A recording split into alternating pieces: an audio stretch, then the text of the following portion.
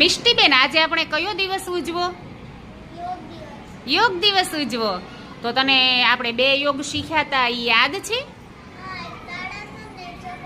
લો, તને નામય આવડે છે? ચાલ ચક્રાસન બતાય તો પેલા. જોજો હો બધા, જો ભૂખ્યું પેટ હોય ને ત્યારે આ સવારમાં કરવાનું. અરે વાહ, અરે વાહ. મિષ્ટીબેન, થોડી પ્રેક્ટિસ કરજો હો, એટલે આમાં સરસ થઈ જાય ને લાંબા સમય સુધી આપણે એમ એવી રીતે સૂઈ શકીએ. હવે તાડાસન કરો તો. અરે વાહ. જો તાડાસન કરવાથી શું થાય ખબર છે કોઈને?